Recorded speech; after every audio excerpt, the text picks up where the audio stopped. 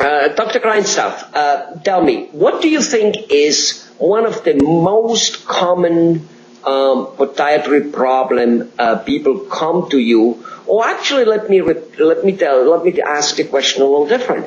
What is one of the most common podiatry problem people don't come to you but should? They don't even realize that they have a particular problem, and by doing so don't realize that they somehow suffer in life and or ruin other body parts such as the spine or the shoulder or the neck or whatever it might be, their posture, whatever, I don't know, or for that much, the kidney or the liver. What is it which people just simply overlook when it comes to podiatry and basically never take care of till maybe it is too late?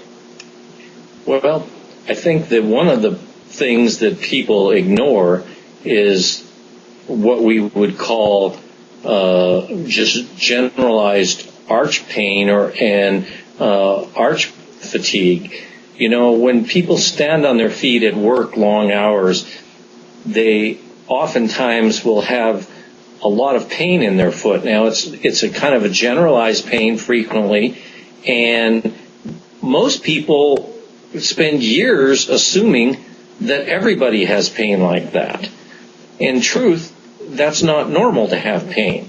And so when they're having pain from standing, it's usually something that can easily be fixed in terms of perhaps correcting shoe type or a proper type of insole or orthotic or some very simple thing can often be done that will alleviate their pain. And oftentimes they live with it sometimes their whole life. So basically, you're talking about arch pain. Yes. Is that kind of complete? Can the arch pain be? Let me give you an example. Sometimes, apparently, it seems to be coming and going. When I wake up in the morning, I have a little bit of an arch pain. It looks to be like it is. I'm not even sure anymore now. Is it on the inside of the arch, kind of to the right side, to the inside side, or is it to the outside? I frankly don't know anymore. All I know, it's not completely below. By the time I come out of the shower, it's usually gone.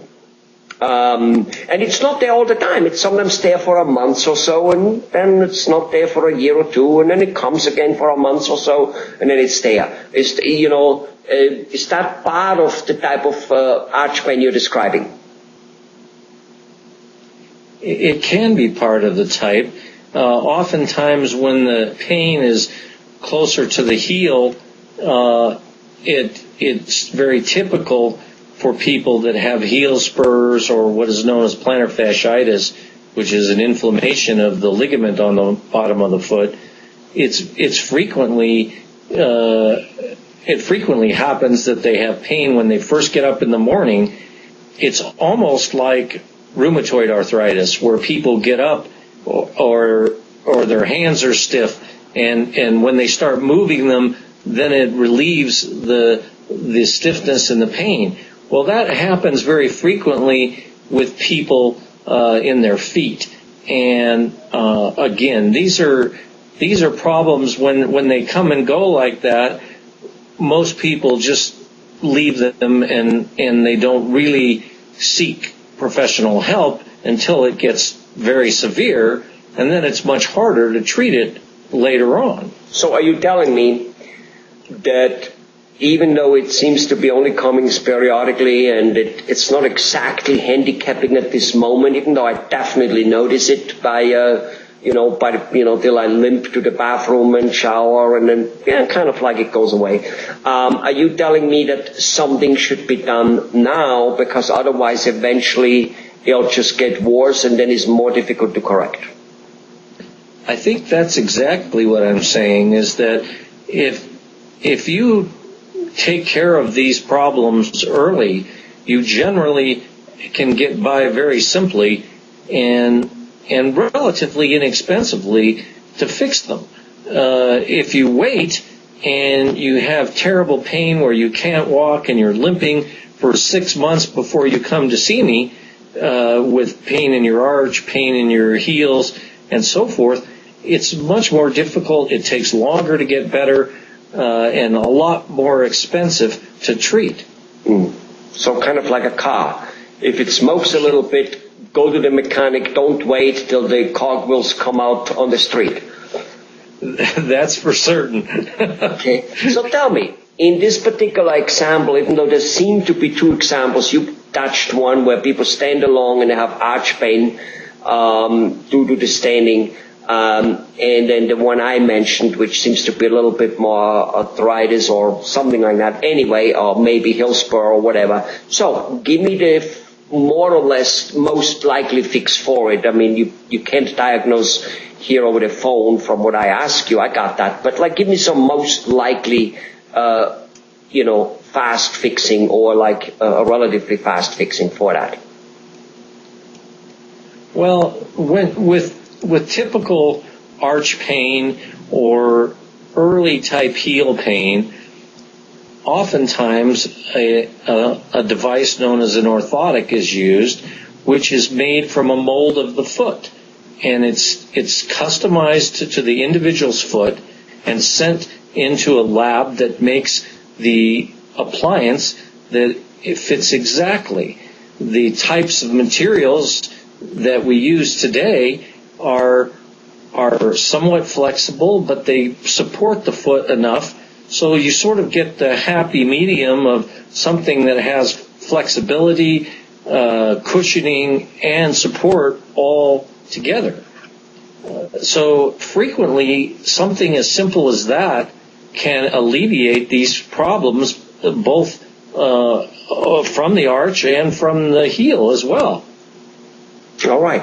So I see. Got it. So basically, an orthotic might be one of the very first things, because we obviously do. It looks to me, at least, like if I look at all my shoes, and of course I'm not one of those guys who goes out buying too many health shoes and stuff, even though I should be, because I have been used to it, having worked in the hotel industry for 20 some years. I was on my feet a lot. And there was a time I did wear orthotics, not for too long. But the point is, so this thing would work in most cases. Now let me ask you this: give me some good difference here, fast, between a custom-made orthotic or the ones you get into the store, or the ones which are sold on the internet, which say they just are whatever, fantastic, blah blah blah. Give me some fast rundown why one or the other one might not work, or why one is better than the other one. Well, the best way I can explain this is to think of eyeglasses. If you need glasses and you were to go to the store and pick a pair of glasses off the shelf, there's a chance that the pair of glasses would work for you, but the prescription for that glasses most of the time would be different than what you need. With orthotics, it's similar to that. Each foot is different, and if you happen to go and get an insole at the store, it might be better than what it was, but it may not be perfect for your foot, and your symptoms won't go away because of that. So to me, the difference is very much the same as eyeglasses. Either you have something that's designed for you, or you just take a chance and get those. Now, the ones that are on the internet or on television on the late night shows, right. Those things, again, if you happen to have a foot that fits them, you'll be comfortable. But if you don't, they'll hurt like crazy. In fact, most people buy them and then they wear them once or twice, and then they go into the closet and they never wear them again. So a custom-made orthotic is, when it's done properly, usually is very comfortable, and your foot feels better in it. Beautiful. So because, as I mentioned, most of the shoes we wear these days, they're not exactly health shoe. They're like, flat and, they're more fashion than anything else. So I guess an orthotic would supplement what in the old days, the shoes themselves were usually a little bit formed and stuff like that. Well, all right. So we heard it. So this is about, so pain, this type of pain, people just have a tendency of saying, well, that's what it is. I was standing along. I'm always standing. So that's what it is. I have the pain. I'm getting old. And it's not that bad. I can live with it. And they don't realize how by doing so, of course, they'll probably be here and there missing that body. They just don't want to go because they know they're going to have pain, and they go to, That's for sure. Don't take a certain walk and risk, of course, that eventually it gets quite bad and then it might need surgery. All right. I appreciate your candidness. Thanks a lot, Dr. Grindstaff. Okay.